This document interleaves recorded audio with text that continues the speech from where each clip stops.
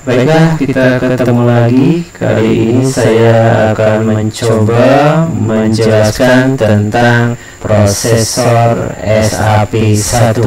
SAP sendiri itu adalah singkatan dari Simple as Possible 1.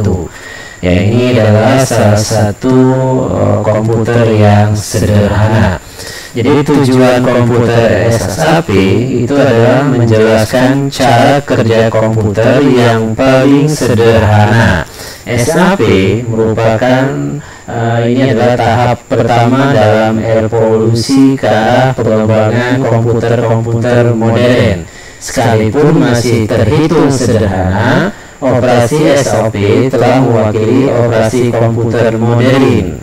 Kelebihannya, arsitektur sederhana sehingga mudah dimengerti oleh pemula sekalipun. Nah, ini adalah contoh arsitektur dari SAP1. Jadi di sini ada program counter, ada input dan MAR, kemudian ada RAM 16x4, kemudian ada instruksi register, ada control sequencer. Kemudian di sebelah sini ada akumulator, ada instruksi add dan subtractor, kemudian ada register, kemudian ada output register, dan nanti akan ke binary display. Jadi outputnya nanti berupa binary display. Nah, komponen yang ada pada SAP seperti yang ada di dalam arsitektur tadi. Yang pertama adalah program counter. Dia yang mengirimkan ke memori alamat dari instruksi berikutnya yang akan diambil dan dilaksanakan.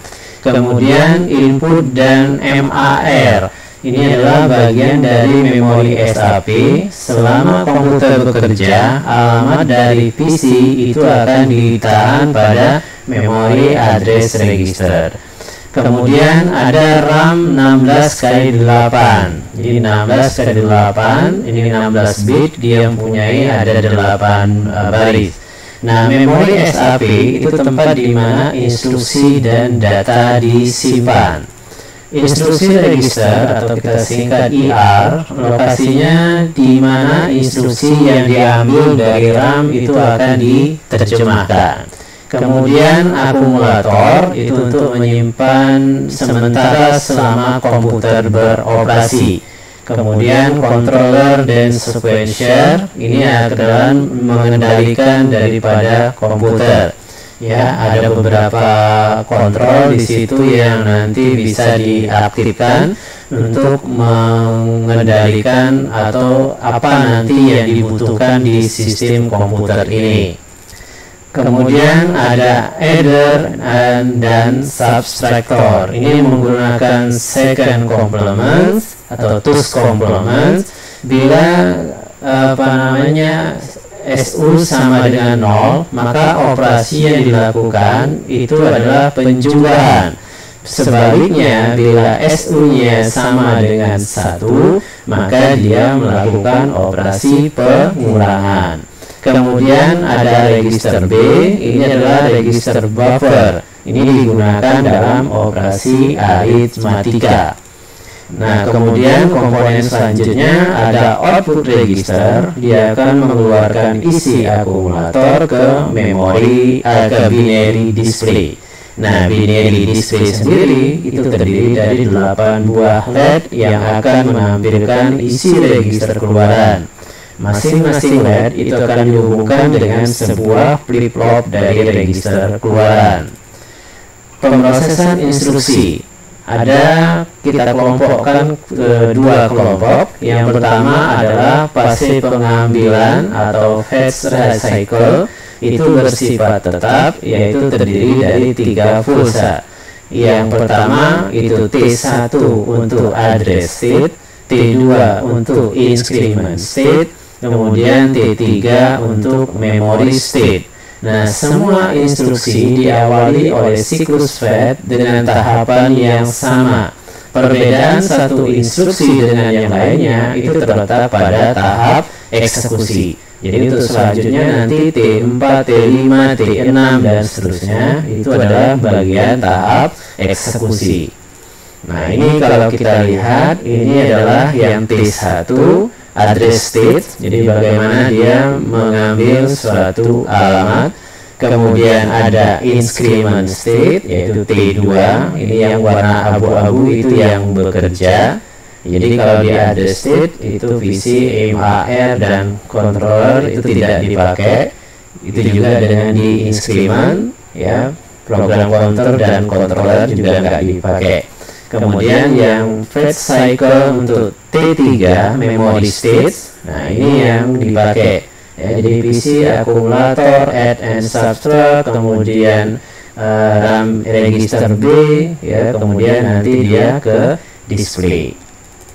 Kemudian yang kedua itu adalah fase eksekusi atau execution cycle. Ini jumlah pulsa tergantung dari instruksi. Eksekusi instruksi dikendalikan oleh pengendali atau pengurut atau controller sequencer. Nah, masing-masing tahap eksekusi itu adalah di T4, T5, dan T6 itu berbeda-beda untuk setiap instruksinya. Ini kita lihat untuk yang tahap T4 dan tahap T5. Ini pada siklus misalnya kita lakukan eksekusi untuk perintah LDA, load ke akumulator. Nah, ada beberapa instruksi yang biasa kita gunakan di SAP1, yaitu LDA, yaitu ini dia akan mengambil data ke akumulator. Jadi kita memasukkan akumulator dengan isi yang ada pada alamat address. Kemudian add address, ini kita tambahkan isi yang ada di akumulator dengan suatu nilai yang ada pada alamat address yang disimpan, ya, dalam ini disimpan di akumulator. Sub address juga sama, hanya bedanya dia akan melakukan proses pengulangan dari isi akumulator dengan isi data yang ada di alamat address yang disimpan di akumulator. Kemudian out itu akan menampilkan isi dari akumulator ke binary display, sedangkan halt itu akan menghentikan proses di komputer. Jadi ada 5 instruksi ini. Nah, yang pertama itu adalah LDA, load the accumulator. Nah, instruksi LDA mengambil data dari memori dan dimasukkan ke dalam akumulator. LDA AH misalnya sebagai contoh, ini instruksi akan mengambil data dari alamat memori AH dan disimpan ke dalam akumulator. Jadi dia akan menuju ke alamat AH. Sebenarnya alamat ini kita bacanya di alamat A dalam bilangan heksa. Jadi dalam bilangan heksa itu nilainya adalah A. Ya, misalnya kita gunakan perintah LDA 8H, maka di sini dia akan mengambil data yang ada pada alamat 8H. Misal di register 8 itu nilainya 111100 dalam biner. Maka ketika dilakukan eksekusi instruksi, maka LDA 8 heksa dia akan mengambil alamat 8 heksa, yaitu 111000 ini dimasukkan ke dalam akumulator, sehingga akumulator akan berisi 111000. Oke, kemudian yang kedua, instruksi add. Ini akan menjumlahkan isi akumulator dengan data memori. Misalnya add 8H, maka ini instruksi akan menjumlahkan isi akumulator dengan data memori alamat 8H. Hasil penjumlahan akan disimpan di akumulator. Contoh, add 9H. Maka misalkan akumulator itu sudah ada nilainya 000010. Sedangkan di alamat 9H R9 itu ada data 0000011. Maka ketika dilakukan eksekusi add 9H, maka kita akan menjumlahkan data yang ada di R9 yaitu 0000011 dengan data yang ada di A. Maka hasilnya kita jumlahkan 0000010 dengan 0000011. Kalau kita jumlahkan hasilnya adalah 0000101, atau kita biasa terjemahkan ini dalam heksa adalah 0, ini adalah 5, jadi 5 heksa. Nah, itu perintah add. Kemudian subtract. Nah, di sini kita akan mengurang, jadi sama seperti add. Jadi instruksi akan mengurangkan isi akumulator dengan data pada alamat DH, misalnya seperti ini. Nah, hasilnya akan disimpan di akumulator, misalnya subtract CH. Nah, di sini dia akan menuju ke alamat CH.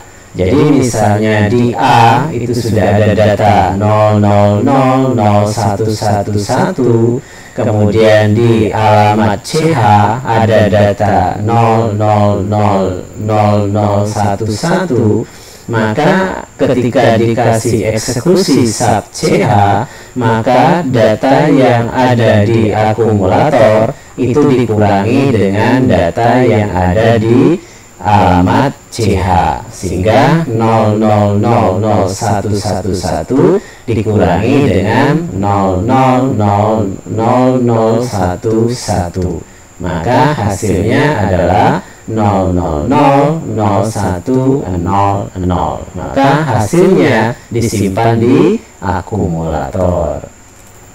Oke, kemudian instruksi OR, ini instruksi tanpa operan.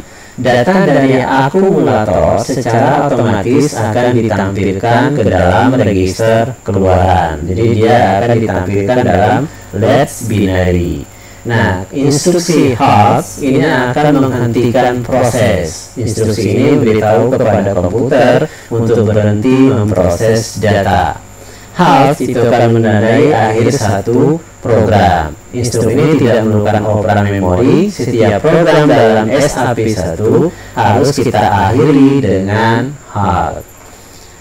Oke, ini adalah contoh beberapa mikroprogram pada SAP, LDA, add, subtract, out, ya. Jadi keadaannya LDA itu di T4, T5, T6 itu juga sama. Jadi semuanya ini dieksekusi di T4 sampai T6. Kemudian yang aktif untuk kontrolernya itu sesuai dengan yang ada di sini. Oke, contoh, misalnya tuliskan program SAP dalam bentuk bahasa assembler dan bahasa mesin untuk operasi aritmatika berikut. Misalnya 16 tambah 20 tambah 24 tambah dikurang 32. Nah, di sini ini masih dalam bentuk bilangan biner. Nah, misalnya data ini tersimpan di memori mulai alamat 9H sampai dengan CH. Jadi 16, 20, 24, dan 32 itu disimpan di alamat 9H, AH, BH, dan CH. Nah, bagaimana kita mendapatkan instruksi SAP-nya? Jadi yang pertama, ini masih dalam bentuk desimal. Jadi kita konversikan ke biner, kemudian baru ke heksa. Jadi 16 ini dalam desimal. Kalau kita konversikan ke biner, kita sudah tahu semua caranya. Kita bagi 2, maka kita dapatlah ini nanti 0001000. Saya tidak akan bicara lagi bagaimana mengkonversikannya karena kita sudah pernah belajar ini. Nah, maka kita dapat binernya ini kita konversikan ke heksa. Nah, untuk konversi ke heksa langsung saja kita pecah menjadi 4 bit. Maka di sini 4 bit MSB-nya adalah 1, 4 bit yang LSB-nya adalah 0, maka 10 heksa. Begitu juga dengan 20, kita konversikan ke biner 0001 0100, maka hasilnya 14 heksa atau 14 heksa.